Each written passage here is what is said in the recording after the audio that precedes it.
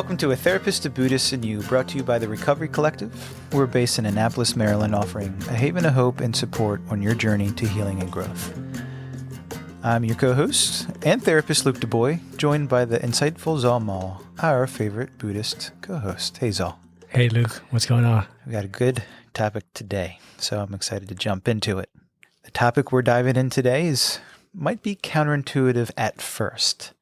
The gifts of addiction and the gifts of recovery. When you're deep in addiction, it can be nearly impossible to see any positives. The pain and turmoil can obscure any potential silver linings. But today, we're exploring the unexpected strengths and insights that can arise from addiction, helping to reshape our understanding of this challenging journey. We'll also shine the light on the undeniable gifts that come from recovery. From renewed relationships to mental clarity and a sense of accomplishment, recovery offers transformative treasures that make the struggle worthwhile. So whether you're currently navigating addiction, walking the path of recovery, supporting a loved one, or simply curious about this ever so fascinating human experience, this episode has something for you. We'll explore the hidden strengths that can emerge from addiction and the powerful transformations that recovery brings. Before we jump in, if you haven't already, make sure to subscribe to our podcast. Your support helps us continue bring valuable content to you. Share this episode with anyone who might benefit from these insights. And if you've been following us for a while now, and a lot of you have, please show your gratitude considering supporting us through the episode notes. We'd be thrilled and we'll even give you a shout out in our next episode. Speaking of engagement, Zal, we want to hear from you. We're providing a collective space to share collective wisdom, and we think it would be awesome to have an Ask Us Anything episode or a segment every once in a while where we can connect more with you, our listeners. We really believe in the power of community. We can do collectively what we cannot do alone, and we want this podcast to represent what you want and what you need. So please take a moment. You can text us and email us your questions and thoughts. If you're listening on your phone, it's super easy to pull up the episode description. The first thing it says, send us a text message. Couldn't be easier than that's all.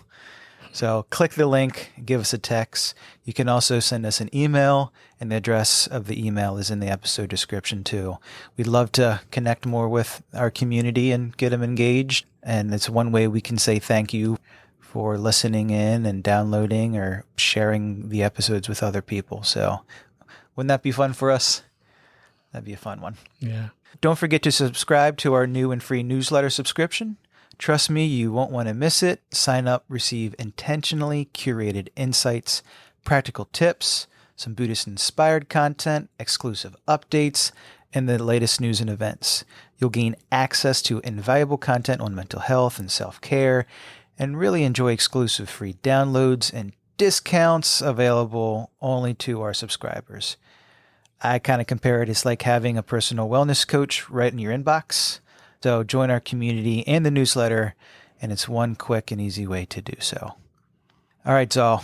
So when we talk about the gifts of addiction, we're referring to the unexpected strengths and insights that can emerge from an experience often viewed solely in really that negative light.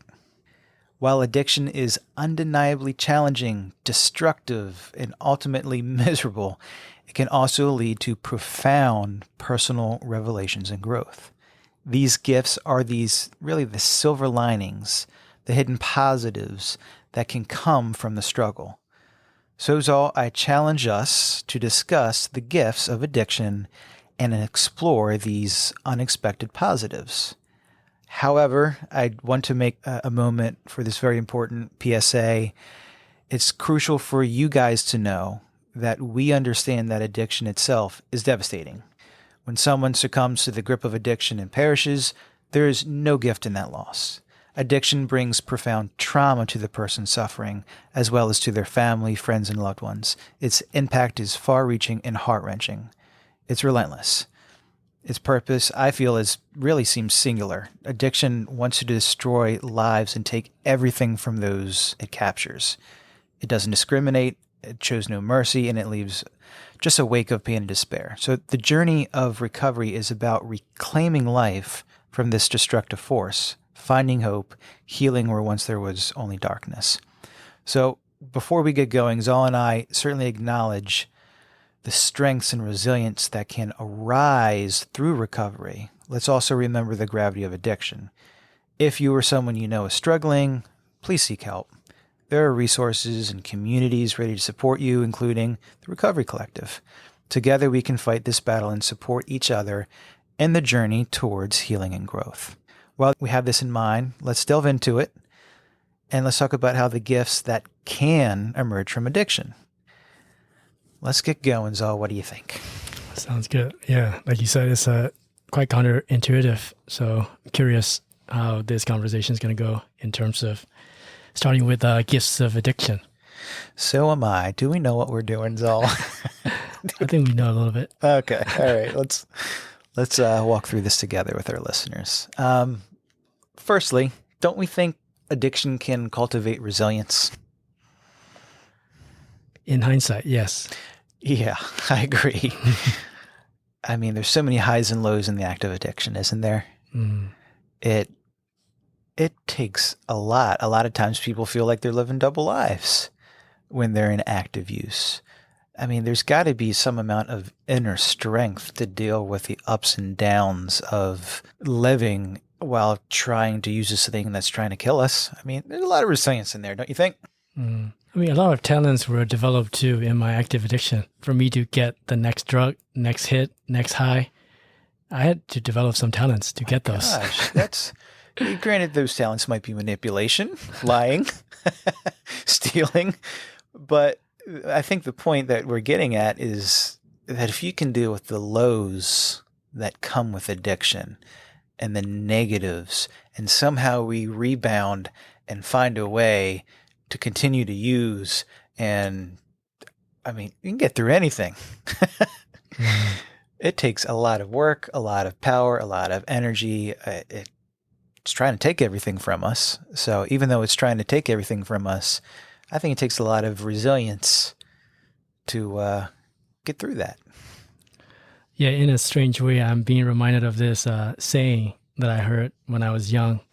I was really into arts when I was growing up, and my dad is a doctor, but he's really good with like drawing and cartoons and things like that. And I was learning how to do some, artwork.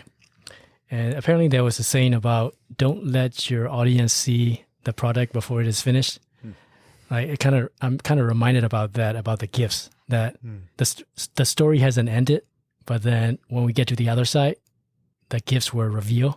Yeah. But in the thick of it, like nothing was fun, Yeah. So like the gifts are being prepared, being made, in the background as we're in the depth of addiction. So.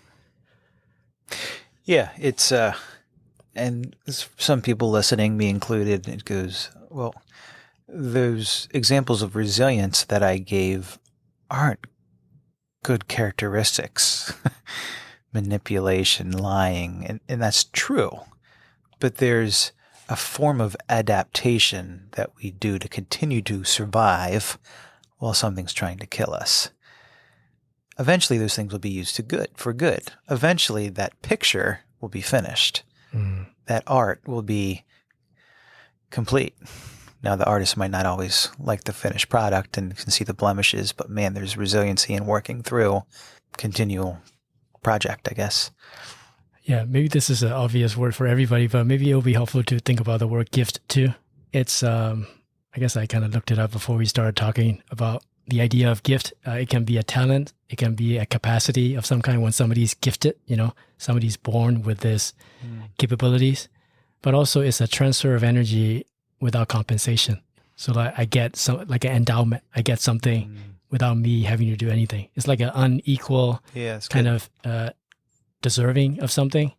So I think the gift in hindsight was just the fact that I'm just given so much these things that I didn't know I deserve as a result, So there's that kind of a surprising benefit that came out of those difficulties. And I think we see that in our work that we do, that resiliency that is needed to hide and function and use for however long that person is.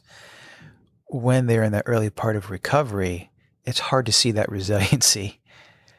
And one thing that we do is we help those people struggling in early recovery with that resiliency that they have that might be hidden in shame and guilt and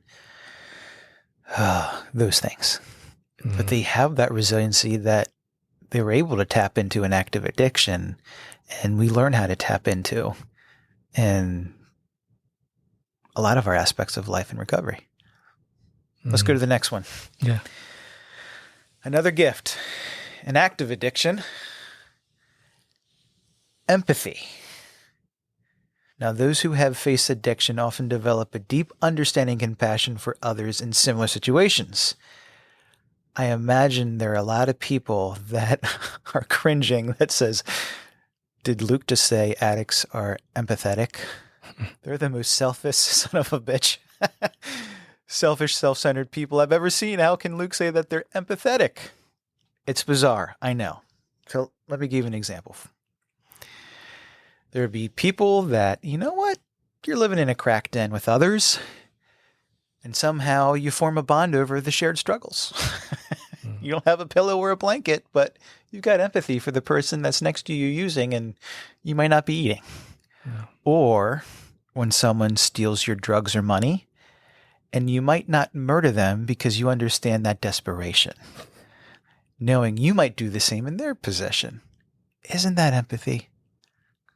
Weirdly enough, you guys should see Zal's face. Yeah, I mean, that is empathy. Being able to put yourself in other people's shoes, being able to relate, some form of empathy for sure, yeah. You might find yourself sharing the last bit of your stash with someone who needs it just as badly as you do, recognizing their pain, them being dope sick, them shaking from alcohol.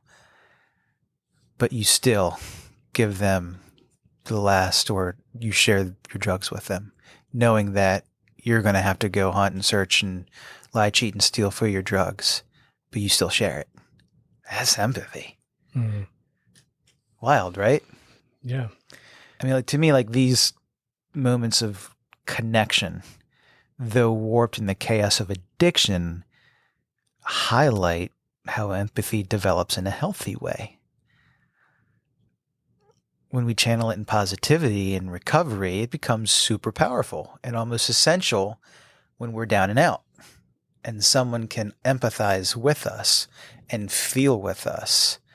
Now, loved ones, bosses, family members often get the selfish and the self-centered part of addiction and lack any empathy for the family, for the boss, for negatively affecting them. But it doesn't mean it's still not in there somewhere.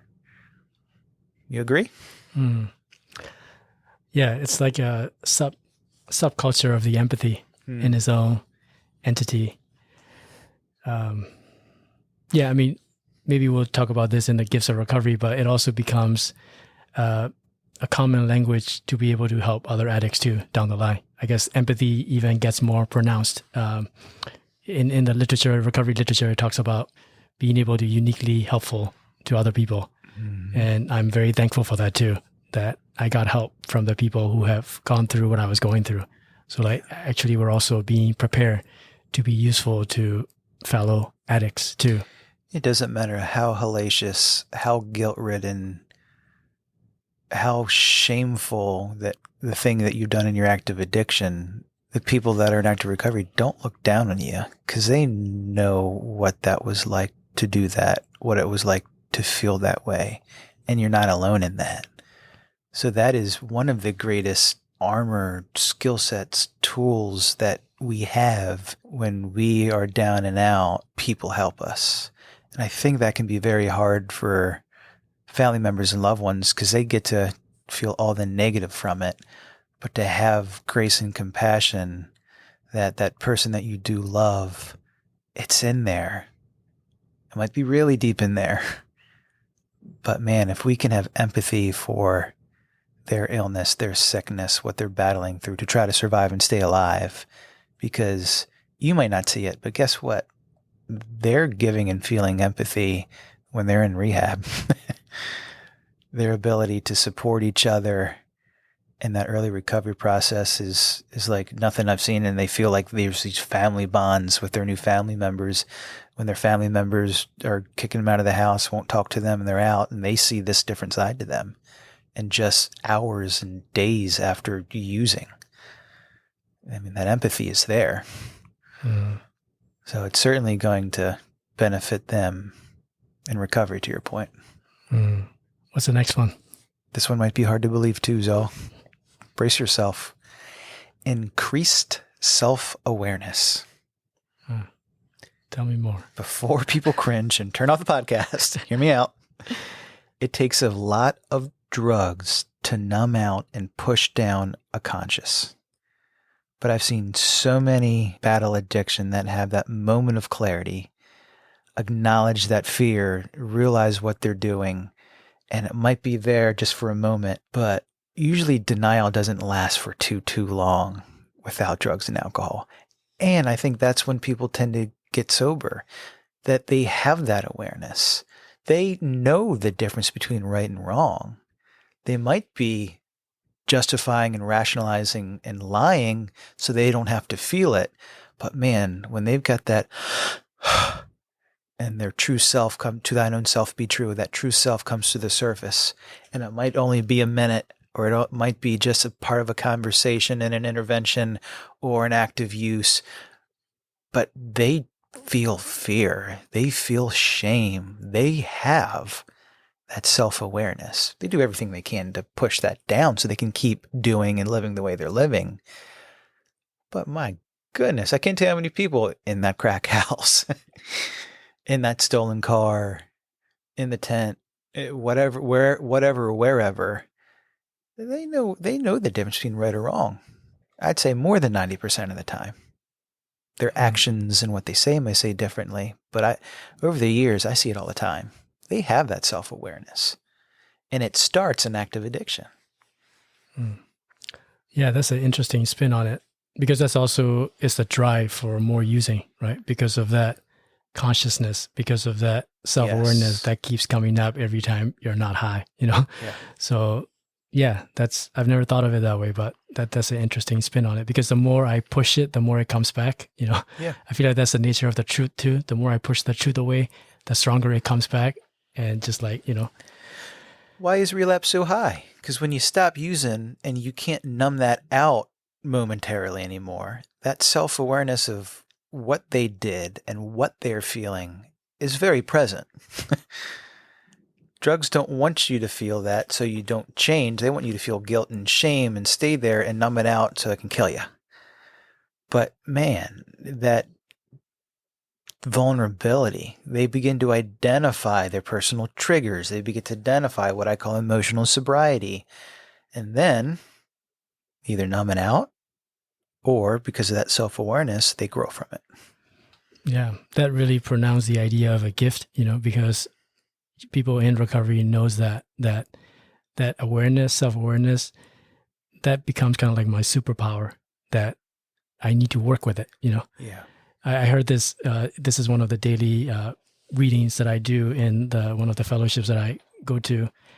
And the reading ends with this quotation, which is kind of a spin on what people always says about the saying usually is, don't just sit, do something, right? But the saying they use is like, don't just do something, sit.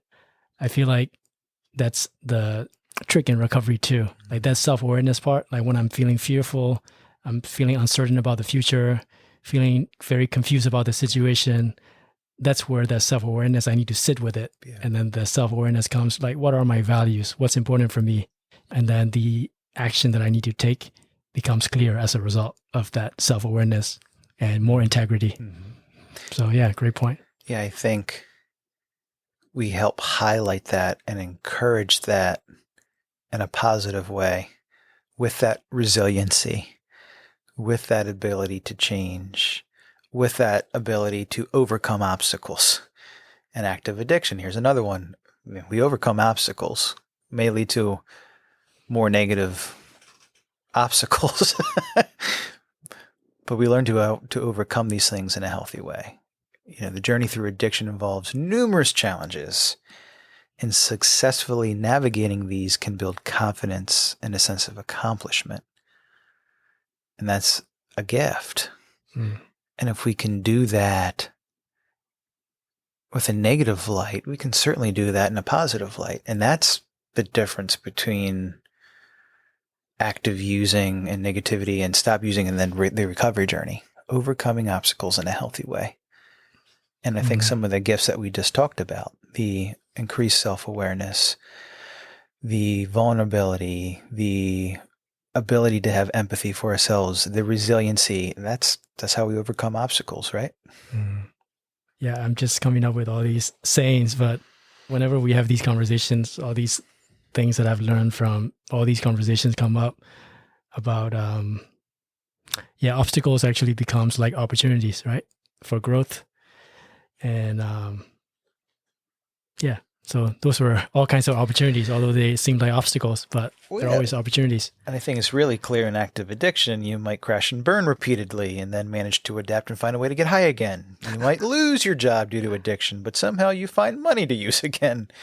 The ability to navigate through crises and think on your feet and bounce back from failures can become an invaluable tool when used for good. We just use it to get high at any and all costs for survival. And then eventually it goes, okay, this isn't life or death. And this isn't the saying, a mountain out of a molehill where everything is chaotic and okay, but I can overcome obstacles in recovery and not create obstacles that I'm overcoming an addiction. Yeah, developing some problem solving skills. Yeah. I think it's this one, we see it a lot, and this is part of empathy, but addiction often leads to a deeper appreciation for health and mental health. Because when we're using, I always laugh that it was like a case study. I never met a heroin addict that had a fever or the flu. But as soon as they stop using, not just dope sick, then they get sick. Like, I don't know how that happens. I don't know what happens when someone's using heroin that they never get sick and they're like Superman or Superwoman, but then they get off it and they go through detox and then their immune system crashes. But with the mental health, it's affecting our brain and damaging our brain so much and our ability to cope with anything, let alone depression, anxiety, or stressors, that it can exacerbate depression, anxiety, and bipolar, and mania, and schizophrenia, and suicidal ideation. But it gives us ability to understand the importance of maintaining mental health and well-being because we know what it's like to not have that, especially in active addiction. Yeah, in a way too, I was striving for my own version of sanity, right? Own version of mental health, kind of like a self-medication. Yeah. So in a weird way, it wasn't working, but also that's what I was striving for. Yeah. So that kind of makes sense about appreciation for, like, I know how it feels like to have that unstable mental health that was only sustainable through my drug of choice, as opposed to real sanity, real health, that's sustainable.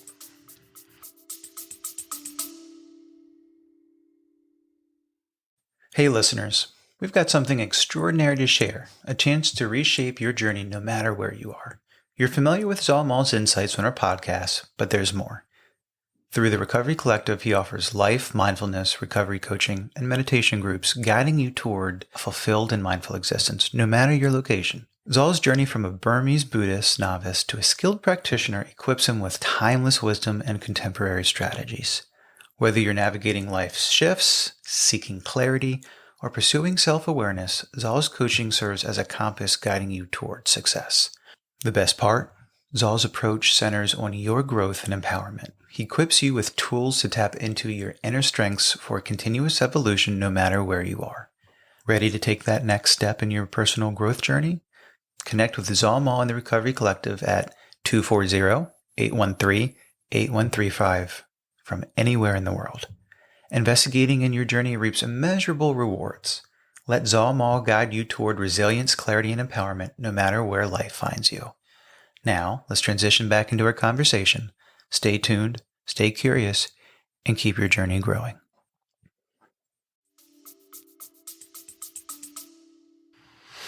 Absolutely. Well, we hit a little bit of both. Certainly the gifts of addiction, and we did some countering with what happens when we're in sobriety and recovery with it. Let's highlight a couple more. Do you want to pull up they're literally called the gifts of recovery, aren't they? When it comes to Chemical Dependency Anonymous, Alcoholics Anonymous, they're these things that they call the promises will happen when you work the steps in the 12-step program. Alcoholics Anonymous has the promises. Chemical Dependency has the gifts of recovery. Let's read the gifts of recovery. This is where I pick up my 24-hour chip ever in a Chemically Dependent Anonymous meeting. Cool. And I went back there to speak, and it's just so crazy. I guess this is true about meetings, that they read the same thing since I came in, but then how they hit me is so different, So I was hearing the gifts being read. I was like, these are the same gifts that I heard 10 years ago, but they mean so much to me now. That's good stuff. So these are I think there are 10 in total. So I'll read all of them. We live one day at a time with dignity and self-respect. Number 2, we replace fear and self-pity with courage and gratitude. 3, we accept the changes in our life with optimism and hope. We learn how to lighten up, laugh often, and have fun again. We find that challenges and setbacks become the touchstones of spiritual growth. We discover our talents and gifts and unlock their full potential. We experience freedom as we forgive ourselves and others. We are willing to take risks as we choose growth over fear. We develop healthy relationships as we learn how to communicate with respect and love. We believe that love and service are the foundation of a lifetime of happiness. As we continue on our journey, the possibilities are endless. Remember, the sky is the limit. Boy, those things are attracting. Yeah, I gotta say this though, that I think you mentioned this long time ago in one of the episodes about setting up the conditions. People use that example of farming, for example. I'm just setting the conditions, the soil, watering, sunlight. I don't make the plants grow. Yeah. Something greater makes it grow. And I feel like it's the same thing with the gifts too. I was never like, I'm going to make that gift happen. Let me come up with a plan to make this gift come into my life. But it was more like a side effect of all the things that we're supposed to do as conditions, and these were given to us. And I think that's the silver lining right there. It's a gift. The silver lining is when we set up the conditions, and it may seem and is a dark, negative way, an active addiction, but man, these can transform into just beautiful gifts of optimism and hope, self-respect, talents. We get to forgive ourselves and others, healthy relationships. I mean, these are gifts that these things transform into when used for good. The sense of purpose and meaning is, I think, maybe one of the biggest gifts of recovery. That somehow when we stop using and lose this need to evolve around this substance, liquid, powder, smoke, and then stop using and align an intentional way of life, the desire and need to use is so far gone and gives us helping others through our experience and through our resiliency and through our obstacles. It gives us so much self-improvement, gives us appreciation for life, gives us purpose and meaning, and it strengthens, identify who we are and who we're not. There's no better gift. I always say I got sober at 20, and the steps in my recovery journey through support and treatment and therapy and spirituality, I like to think I had a quarter-life crisis at 20. And these steps helped me with obstacles in my sobriety and struggles and resiliency that life throws at me. I just don't have to add to it as much as I used to when I was using. And that's a gift. That's a gift. Yeah. I feel like I'm a quotation machine tonight, but another thing that reminds me about the gift is that I have a therapist that I've been seeing for a long time.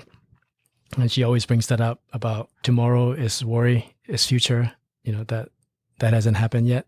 And yesterday was just like a regret, guilt, shame that has already happened. Yeah. But today is a gift because that's why they call it the present. That's right. I love so that. True, though. Spin. Yeah. It's so true. And if we can live in the present, live in today, and see all these benefits, it's a gift. Absolutely. A lot of this aligns with Maslow's hierarchy of needs. He calls it kind of like motivational theory. And there's a few levels, 5 tiers. And the first level is the need for shelter, warmth, and food. And that certainly happens when people stop using, that they're not on that liquid diet. All of a sudden, the crack house doesn't seem so glorious. And then we have the desire and need for wanting a roof over our head. And we want more safety and predictability and healthy control in our lives. But the last 2 is esteem. The 4th level is self-worth, accomplishment, respect for ourselves and other people. And that becomes very important in recovery. And I'd like to align my will, according to the 12 steps, with my higher power's will. And if I can do that, then I feel like I'm living a good way of life. I'd like to hear your Buddhist perspective on that. Yeah, the metaphor or the saying is, maybe it's more of a translation, it's the awakening of the heart, like the purity of the mind. Those are the thoughts that come to me about aligning one's will with a higher power's will. Mm-hmm. Because, all these concepts of compassion, generosity, forgiveness, these are all what we're made up of that is hidden in active addiction. But when we are sober, we get to awaken those values in us. Yeah. So, yeah, that's my take on it in terms of those needs being met, but also it becomes more important about the esteem, the integrity, things that were actually the essence of our being, right? Like the spirit is really the essence of what we're made up of. Mm-hmm. And then we get to reawaken that. Yeah, it's good. And the 5th tier, the final tier, or the top of the pyramid, is self-actualization.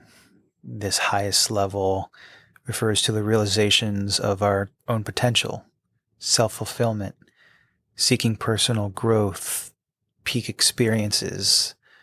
Some people call it higher sense of self, higher purpose. And I think that's a gift too. That be a motivation. That be a guiding factor. Doing that in a healthy way. Mm. Yeah, that's good. That's inspiring. Life is about growth, Yeah. But I stopped that growth in active addiction. And then some. I was dying. Well, what do you think? Do you think we were able to balance the gifts of addiction and the gifts of recovery? Think we were able to do that? Yeah. I guess it all comes under the category of the gifts of the journey of recovery, right? Yeah. Because recovery already was in the making in our active addiction. But sadly, that's not true for everyone. But at the same time, whoever is struggling out there, the journey has begun. So the gifts is very inclusive of everything that we've gone through. Yeah, agreed. As we wrap up today's discussion on the gifts of addiction and recovery, we hope you found value in understanding both perspectives. Whether you're navigating addiction, walking the path of recovery, supporting a loved one, we believe that recognizing these gifts can lead to personal growth and transformation. Remember, recovery is not just about overcoming challenges. It's about embracing the strengths and insights that come from those experiences. As you move forward, take time to reflect on your journey and acknowledge the gifts you've discovered along the way. Don't forget to subscribe to our newsletter for more valuable insights, practical tips, along with exclusive content throughout the way. We'd love to hear from you. Do you have a question or comment for us or for other listeners? We're providing a collective space to share collective wisdom, and we think it would be awesome to have you as a part of an episode. Remember, we can do collectively what we cannot do alone. So please take a moment, text us or email us questions. If you're listening on your phone, just pull it up and click it. Thank you for joining us. This is the last episode of Season 2. We're not releasing any episodes for the month of August. The podcast will be back in September. And remember, the path to recovery and growth is filled with hidden gifts waiting to be discovered. Keep your journey growing. My name is Luke. And this is Zal. See ya.